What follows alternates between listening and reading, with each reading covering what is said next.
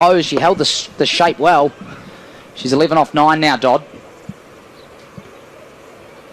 It's 13 for 2 after 3. That's the end of the power play, and that's the end of my stint here. I'll pass it over to George Harper Jr., who's with Ficklin.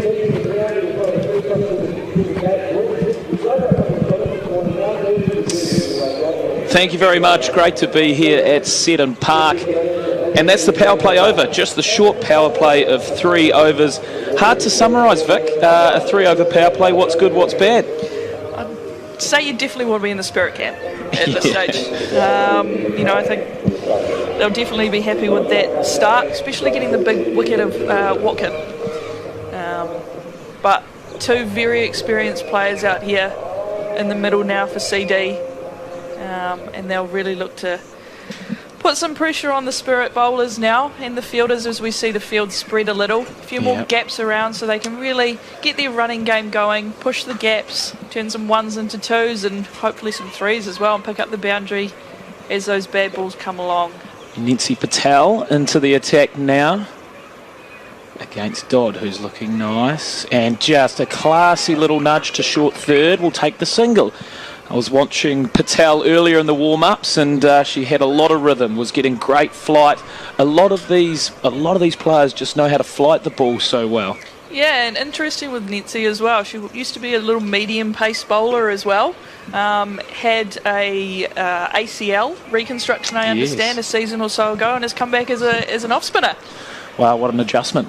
She comes in for a second ball. No run, backward point, sharp fielding again. You can see the spirit really rallying around this good start. 14 for 2. Yeah, the spirit fielders are definitely up for this today, aren't they? It is just great to see the sun shining after the last 24 hours of cricket we've had. A lot of water, isn't there? Patel. It's over top. There's a gap out there. Has she hit it? You betcha. 4 of the best. There we go. Into her work now, Anlu van der Venter. Seized on that short ball from Netsi. Didn't have too much flight that one, so Anlu could just rock back and get it over mid-wicket, and between the 2 fielders out on the boundary there. Yeah, Van der Venter, her eyes lit up at that one, just crept ever so slightly short. Stunning shot. Now they've adjusted the field a little bit. That field has gone slightly more square out at Cow. Oh, high. It's got to be caught. 2 players. Up. Oh! Confusion in the ranks, and it's put pressure on the fielder. Huge drop. Felicity Layden-Davis there as well. Spilled that one. Wow. Unlike her, Brooke Halliday was running around from mid-off as well, so I'm not sure if that put her off or what's going on there, but led off for Van der Venter. Hard to know if someone put a name on that. Patel, short again, flicked. Looks like for an easy single as she gets back off strike. Exciting over so far. It is. I think this is what CD need to do, to pick up that 1 boundary early in the over if they can, and then just rotate around the following balls after that and see if they can pick up another one to close out the over also. Straight, playing a miss. Bit of a quicker one there for Patel to end the over. 20 for 2 here at Seddon Park. Great to have some cricket. 10 overs each way. An interesting scenario we have on our hands as the Northern Spirit take on the Central Hinds ahead of the Stags playing the home side Northern Districts this evening. Matt McEwen joins me in the commentary box. Matt McEwen, welcome in. Wow, hectic start to the day once again, but it's all good stuff. Yeah, hectic start. Bit of rain around this morning, and now it's cleared up beautifully, and you wouldn't even know it rained. But obviously a few overs less, so it's going to be an interesting challenge, I guess, with 6 overs remaining. It's what do you want to get? Do you afford to lose wickets to score runs? That's the theory I've gone with, but it'll be interesting to see how the Hinds attack this. As the new bowler Charlotte Sarsfield comes into the action, looking to bowl some nice right arm offies here by the looks. Similar field for all the bowlers at the moment. I can see vacant space over mid-off.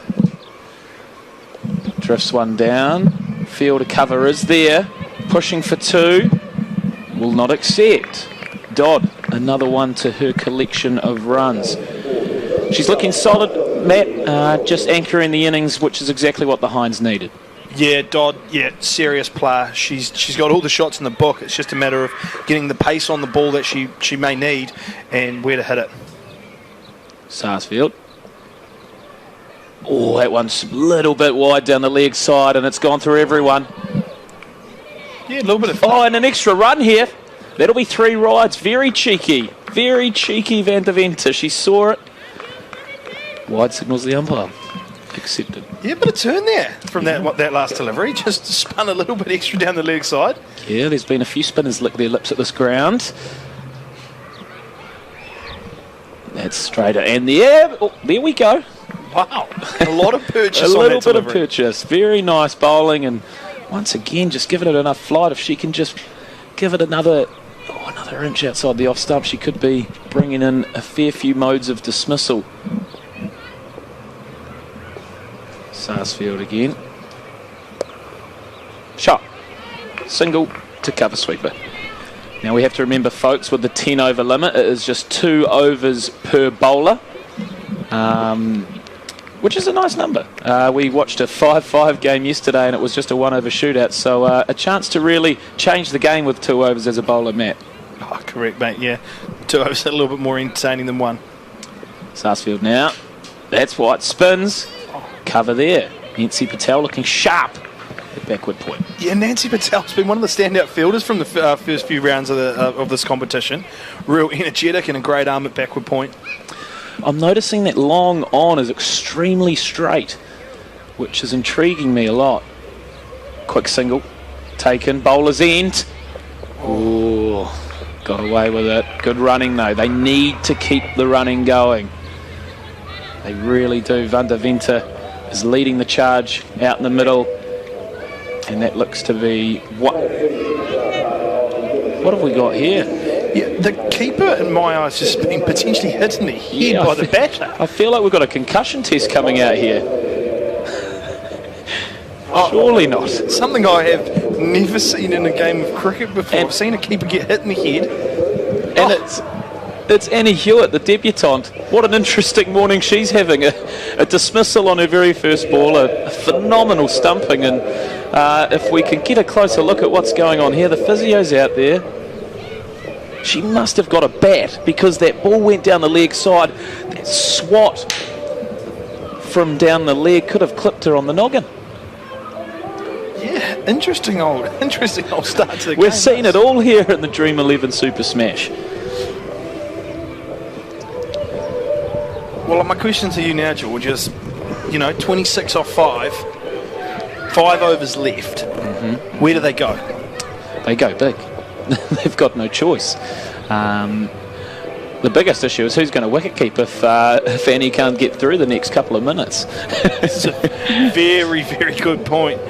See, looking at the scorecard here, Watkins gone early and then Atkins, didn't last long, unfortunately. But I think Hannah Rowe could be the real make or break of this game. Yeah. She gets out there, big, long levers, powerful woman. And it could be, a couple of big blows gets you to a decent score, 70, 80. Who knows? Couldn't agree more. For me, before the game, I was talking about Hannah Rowe, and I really want to see her higher up the order. I feel, experienced Whitefern now. She scored 40 odd the other day and off a runner ball as well. If she wants more time in the middle, give it to her. I feel like when the Hinds need a win, they need to look to their big players, and for me, she's one of them who, especially in a 10-over game, all of a sudden she's only going to have, maximum 5 or 6 overs to have a crack, I just feel like you need to see more of those types of players that can change the game. Yeah, I totally agree with you there. We've got 1 ball left in this over, and then that takes us to halfway of this innings. And it's been a swashbuckling start, stumping off the first ball, and then the keeper's having a little bit of an issue here. Doing up the helmet. Yeah, well, it's quite hard to do it with those big mitts on your hands. So first and foremost, it's great to see her back out here. That's for sure. What a debut that would have been. Heavily involved, no doubt about it. But we could not have had her leave the ground that early. That's for sure. But she's all right. That's the main thing. She's absolutely fine. Here we go. Back in action, and just where she finished off. Beautiful delivery. Punched deep into the offside. They should get two. Great fielding in the deep prevents that. That is the over bowled. Hinds 27 for 2.